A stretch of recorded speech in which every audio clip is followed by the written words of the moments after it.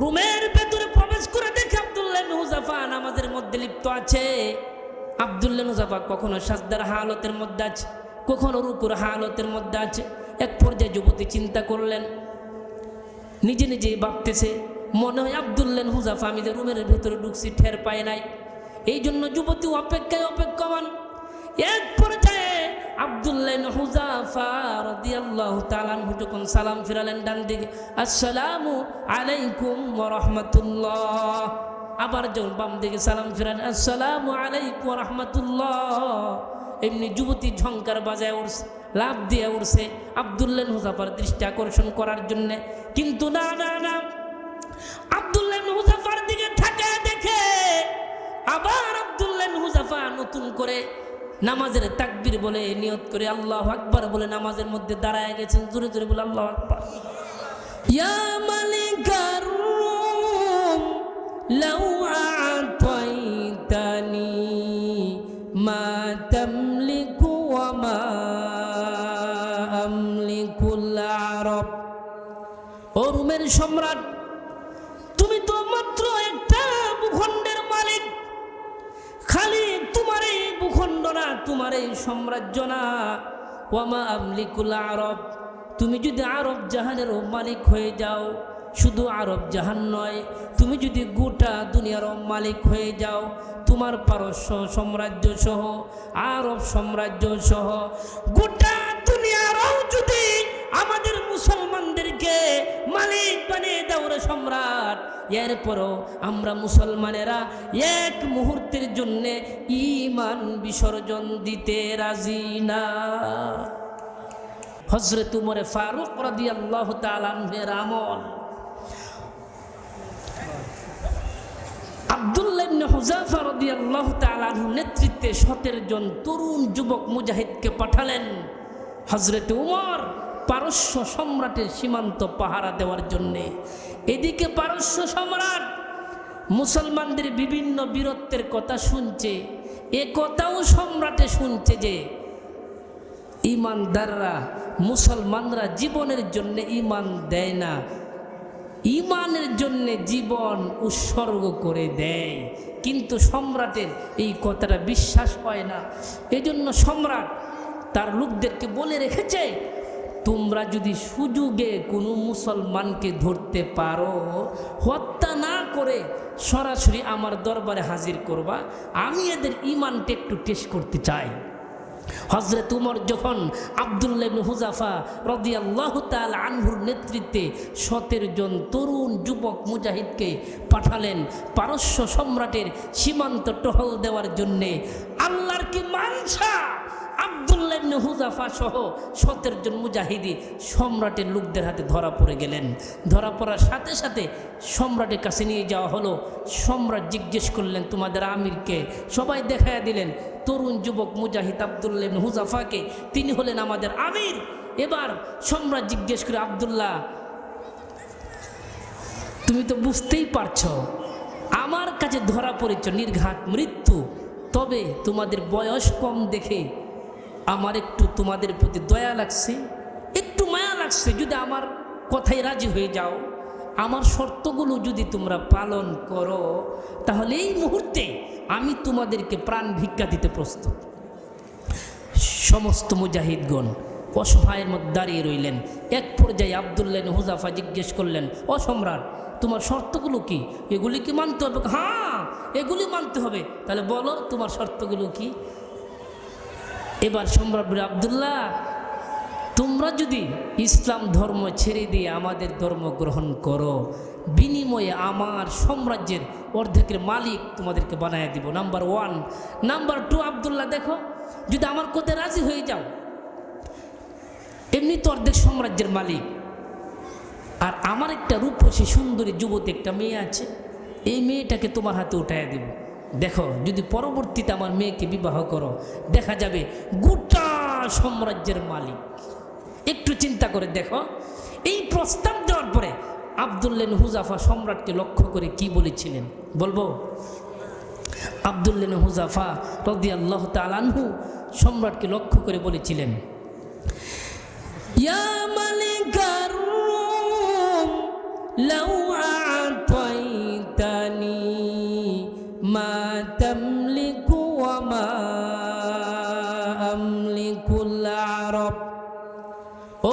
সম্রাট, তুমি তো মাত্র একটা ভূখণ্ডের মালিক, খালি তোমার এই ভূখণ্ড না, তোমার এই সাম্রাজ্য না।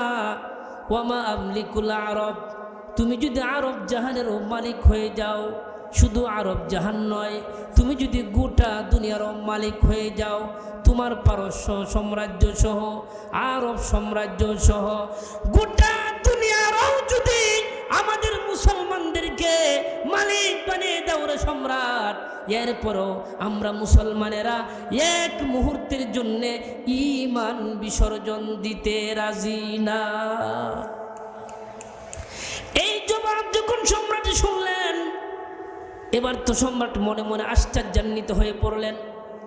মনে মনে চিন্তা করতেছে, হায় ঈমান তো বড় মজবুত দেখা যায়, এত বড় লোভনীয় প্রস্তাব দেওয়ার পর এই প্রস্তাবে কাজ হয় নাই, উল্টা আরো আমাকে ধমক, উল্টা আরো আমাকে তিরস্কার। আমি যেই সাম্রাজ্যের মালিক, খালি এই সাম্রাজ্য না, গোটা দুনিয়ার মালিক বানা দিল নাকি মুসলমানেরা এক মুহূর্তের জন্যে ঈমান বিসর্জন দিতে রাজি না। তাহলে এবার দেখা যাক কি পরিমাণ ঈমান আছে। পরীক্ষা শুরু হয়ে যাক, সময় সংক্ষিপ্ত, দুইটা পরীক্ষা কথা বলেই আমার আলোচনা শেষ করব। এবার পরীক্ষা শুরু হয়ে গেল। সম্রাট তার মন্ত্রী পরিষদদেরকে বললেন, ও আমার মন্ত্রী পরিষদেরা, তোমরা আমাকে এমন একটা পলিসি শিখায়া দাও, যেই পলিসিটা অবলম্বন করলে মুজাহিদদের ঈমান নষ্ট করা সম্ভব হবে। এবার মন্ত্রী পরিষদেরা বলে দিল, মহামান্য সম্রাট, এরা তো তরুণ যুবক মুসলমান, কবে যে বাড়িঘর ছেড়ে আসছে কোনো ঠিক ঠিকানা নাই, এদের যৌবনের একটা চাহাত আছে, আপনি দেখেন এদেরকে যৌবনের ফান্দে ফালানো যায় কিনা। এবার মন্ত্রী বললেন, এটার সিস্টেমটা কি? এবার মন্ত্রী পরিষদেরা বলে দিন, ও মহামান্য সম্রাট, এই যে মুসলমানদের সরদার আব্দুল্লাহ ইবনে হুযাফাকে একটা নির্জন কক্ষে কারাকারি বন্দি করে রাখেন, আর রাত গভীরে একটা সুন্দরী রূপসী যুবতীকে সাজিয়ে গুছিয়ে অলংকার পত্র পরাইয়া ওই আব্দুল্লাহ ইবনে হুযাফার রুমের ভিতরে পাঠায়া দেন। আর ওই যুবতীকে বলে দিন, যে কোনো মূল্যের বিনিময়ে যদি আব্দুল্লাহ ইবনে হুযাফার চরিত্র ধ্বংস করে আনতে পারে, তাহলে মাশাআল্লাহ ঈমানের কাজও শেষ। সম্রাটের প্রস্তাবটা বড় পছন্দনীয় হইল। এবার একজন যুবতী আব্দুল্লাহ ইবনে হুযাফাকে একদিকে কারাগারে নির্জন কক্ষে পাঠায়া দেওয়া হলো, আর রাত গভীরে সুন্দরী যুবতীর উপসী একজন নারীকে সাজিয়ে গুছিয়ে অলঙ্কার পত্র পরাইয়া আব্দুল্লাহ ইবনে হুযাফার রুমের ভিতরে পাঠায়া দিলেন। আর বড় অঙ্কের পুরস্কারের লোক দেখায় বলে দিলেন, তুমি যদি আব্দুল্লাহ ইবনে হুযাফার চরিত্র ধ্বংস করে আনতে পারো, তাহলে তোমাকে বিরাট অঙ্কের পুরস্কারে পুরস্কৃত করা হবে। আমার কোরআনের ভাইয়েরা, এই পুরস্কারের লোভে পড়ে ওই যুবতী গভীর রাত্রিতে সেজে গুজে অলংকার পত্র পরে আব্দুল্লাহ ইবনে হুযাফার রুমের ভেতরে যায় প্রবেশ করে। গভীর রজনীতে, গভীর রাতে আব্দুল্লাহ ইবনে হুযাফার রুমের ভেতরে প্রবেশ করে দেখে আব্দুল্লাহ ইবনে হুযাফা রাদিয়াল্লাহু তাআলা আনহু নামাজের মধ্যে লিপ্ত। জুড়ে জুড়ে বলে আল্লাহু আকবার। বলেন তো দিয়ে গভীর রজনীতে কিসের নামাজ আদায় করে? তাহাজ্জুদের নামাজ আমরা আদায় করি দিই। তাহাজ্জুদের নামাজের অনেক ফজিলত হাদিসের মধ্যে আসছে। ফরজ নামাজের পরে সবচাইতে আওলা, সবচাইতে ফজিলতপূর্ণ নামাজ হচ্ছে তাহাজ্জুদের নামাজ। পড়বে তো ইনশাল্লাহ, আমরা পড়বো তো। আল্লাহ পাক সবাইকে তৌফিক দান করুক, সকলে বলুন আমিন। আমার কোরআনের ভাইরা রে, আবার গভীর রজনীতে ওই যুবতী আব্দুল্লাহ ইবনে হুযাফার রুমের ভেতরে প্রবেশ করে দেখে আব্দুল্লাহ ইবনে হুযাফা নামাজের মধ্যে লিপ্ত আছে। আব্দুল্লাহ ইবনে হুযাফা কখনো সাজদার হালতের মধ্যে আছে, কখনো রুকুর হালতের মধ্যে আছে। এক পর্যায়ে যুবতী চিন্তা করলেন, নিজে নিজেই ভাবতেছে, মনে হয় আব্দুল্লাহ ইবনে হুযাফা আমি যে রুমের ভেতরে ঢুকছি ঠের পায় নাই। এই জন্য যুবতী অপেক্ষায় অপেক্ষমান। এক পর্যায়ে আব্দুল্লাহ ইবনে হুযাফা রাদিয়াল্লাহু তাআলা আনহু যখন সালাম ফিরালেন ডান দিকে, আসসালামু আলাইকুম ওয়া রাহমাতুল্লাহ, আবার যখন বাম দিকে সালাম ফিরালেন, আসসালামু আলাইকুম ওয়া রাহমাতুল্লাহ, এমনি যুবতী ঝংকার বাজায় উঠছে, লাফ দিয়ে উঠছে আব্দুল্লাহ ইবনে হুযাফার দৃষ্টি আকর্ষণ করার জন্য। কিন্তু না না না, আব্দুল্লাহ ইবনে হুযাফার দিকে তাকায় দেখে আবার আব্দুল্লাহ ইবনে হুযাফা নতুন করে নামাজের তাকবীর বলে নিয়ত করে আল্লাহু আকবার বলে নামাজের মধ্যে দাঁড়ায় গেছেন, জোরে জোরে বলে আল্লাহু আকবার। এবার যুবতী সারা রাত চেষ্টা করলো আব্দুল্লাহ ইবনে হুযাফার দৃষ্টি আকর্ষণ করার জন্যে। সারা রাত যুবতী চেষ্টা করলো আব্দুল্লাহ ইবনে হুযাফার চরিত্র নষ্ট করার জন্যে, কিন্তু না না না, কিছুতেই আব্দুল্লাহ ইবনে হুযাফার দৃষ্টি আকর্ষণ করতে পারে নাই, চরিত্র নষ্ট করতে পারে নাই। এক পর্যায়ে ওই যুবতী আব্দুল্লাহ ইবনে হুযাফার রুম থেকে বের হয়ে সম্রাটের কাছে যায়, বলো মহামান্য সম্রাট, আজকে আপনি আমাকে এমন এক যুবকের কাছে পাঠিয়েছিলেন, আমার সন্দেহ আছে ওই যুবকটা মানুষ না ফেরেশতা। আমি যে একজন রূপসী সুন্দরী যুবতী সেজে গুজে আব্দুল্লাহ ইবনে হুযাফার রুমের ভিতরে ঢুকলাম, আমার মনে হয় আব্দুল্লাহ ইবনে হুযাফাকে এই জিনিসটাই বুঝাইতে পারি নাই। আল্লাহু আকবার। আমার কোরআনের ভাইরা দেখেন, সাহাবাদের ঈমান আপনার আমার মতো দুর্বল নাকি না অনেক মজবুত? আপনার আমার ঈমান তো এত দুর্বল, মুয়াজ্জিন আজান দেয় কিন্তু আপনার আমার ঈমান আপনি আমাকে মসজিদে নিয়ে যেতে পারে না, ঠিক না বেঠিক? এত দুর্বল আপনার আমার ঈমান, সুদ খাওয়া থেকে, ঘুষ খাওয়া থেকে, অপরের মাথায় বাড়ি দেওয়া থেকে, অন্যের জমিন দখল করা থেকে আপনার আমার ঈমান ফিরাতে পারে না, ঠিক না বেটি? কত সাহাবাদের ঈমান কত মজবুত। এই দুর্বল ঈমান নিয়ে যদি কবরে যায়, কি বলেন বাঁচার কোনো উপায় আছে? কি বলেন আছে? তাহলে কেমন ঈমান নিয়ে কবরে যেতে হবে? সাহাবালা ঈমান নিয়ে যেতে হবে, যদি বলেন ঠিক না বেটি? এবার পরীক্ষায় তো সম্রাট পাস না ফেল? ফেল, কিন্তু এবার সম্রাটে বলতেছে আরেকটা পরীক্ষা হয়ে যাক। এই পরীক্ষাটা কথা বলি আমার আলোচনা শেষ করব। কি পরীক্ষা? সম্রাট বলতেছে আরেকটা পলিসি শিখাইয়া দাও আমাকে। মন্ত্রী পরিষদেরা বলল, ও মহামান্য সম্রাট, আপনি এদের খাবার দাবার বন্ধ করে দেন, যতদিন পর্যন্ত মুসলমানেরা কাবু না হয়ে আসবে ততদিন পর্যন্ত তাদের সামনে খাবার দাবার সাপ্লাই দেওয়া হবে না। আমার কামার পরে মুসলমান ভাইরা রে আমার, একদিন নয়, 2 দিন নয়, 17 দিন পর্যন্ত মুসলমানদের খাবার দাবার বন্ধ ছিল। কি বলেন? আপনি আমি কি 17 দিন পর্যন্ত না খেয়ে থাকতে পারবো? 1 দিন 2 দিন আপনার আমার পক্ষে সম্ভব না, ঠিক না ঠিক? অথচ 17 দিন পর্যন্ত মুসলমানদের সামনে খাবার দাবার সাপ্লাই দেওয়া হয় নাই। সম্রাটে ডাক্তার বসায় রাখছে, বলে দিয়েছি মুসলমানদের অবস্থা যদি একেবারেই কঠিন পর্যায়ে চলে যায়, এই মুহূর্তে তুমি আমাকে খবর দিবে।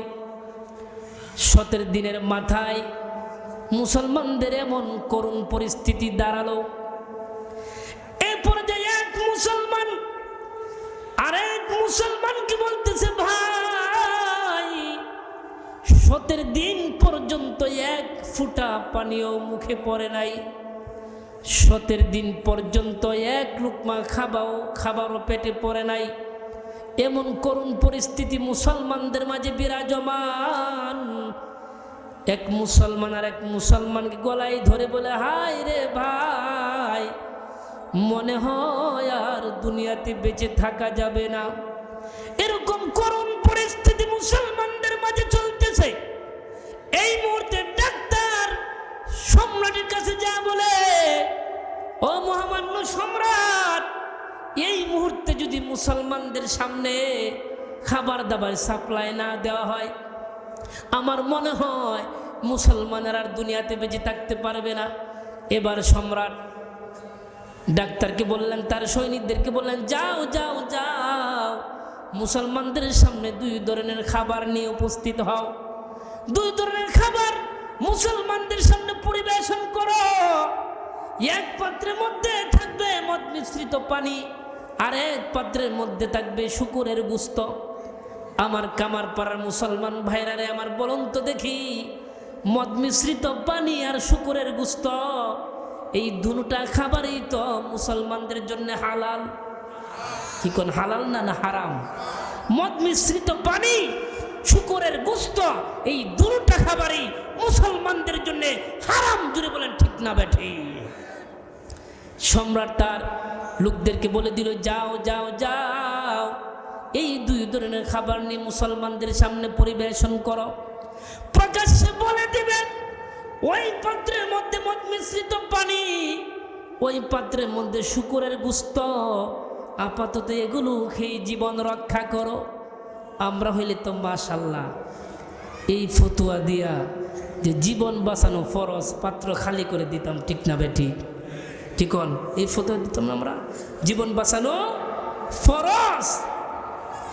কিন্তু আমার কোরআনের ভাইরা নেই, আমার প্রাণ উষ্ঠাগত, প্রাণ নিবু নিবু ভাব মুসলমানদের সামনে যখন এই দুই ধরনের খাবার পরিবেশন করা হল, আব্দুল্লাহ ইবনে হুযাফা জিজ্ঞেস করলেন, ওই পাত্রের মধ্যে কি? ওই পাত্রের মধ্যে কি? সম্রাটের লোকেরা বলে দিল, ওই পাত্রের মধ্যে শুকরের গোশত, ওই পাত্রের মধ্যে মদ মিশ্রিত পানি, আপাতত এগুলো খেয়ে জীবন রক্ষা করো। এই মুহূর্তে প্রাণ উষ্ঠাগত মুসলমানেরা সিংহের মতো গর্জে উঠে লাফ দিয়ে বললেন, ও রোম সম্রাটের কুকুরেরা, তোদেরকে এই মুহূর্তে সাবধান করে দিচ্ছি, তোদেরকে এই মুহূর্তে সাবধান করে দিচ্ছি, আমাদের সামনে থেকে তোদের নাপাক পানিও যদি সরিয়ে না নেওয়া হয়, আমরা মুসলমানেরা তোদের এই পাত্রগুলো লাথি মেরে ভেঙ্গে চূর্ণ বিচূর্ণ করে দিব। আমরা সবাই মুসলমানেরা, ইমানদারেরা, জীবনের জন্য ইমান নয়, আমরা সবাই জীবনের ইমানের জন্য জীবন নয়, আমরা সবাই জীবনের জন্য ইমান উৎসর্গ করতে এসেছি। আমার কোরআনের ভাইয়েরা আমার, এবার দেখেন তো দেখি সাহাবাদের ইমান কত মজবুত, সাহাবাদের ইমান কত মজবুত। এই জন্য আমি আপনাদেরকে বলবো, যেহেতু সময় শেষ, এই জন্য সামনের আলোচনা আগামো না, আমরা যেন সবাই সাহাবাওয়ালা ইমান বানিয়ে, সাহাবাদের মতো ইমানে বলিয়ান হয়ে, মজবুত হয়ে, যাতে আমরা কবরে যাইতে পারি, সেই তৌফিক যেন আল্লাহ পাক আমাদের সবাইকে দান করেন। সকলে বলেন আমিন। এই বলে আমার সংক্ষিপ্ত আলোচনা শেষ করলাম। ওয়া আখির দাওয়ানা আনিল হামদুলিল্লাহি রাব্বিল আলামিন। আসসালামু আলাইকুম ওয়া রাহমাতুল্লাহি ওয়া বারাকাতুহু।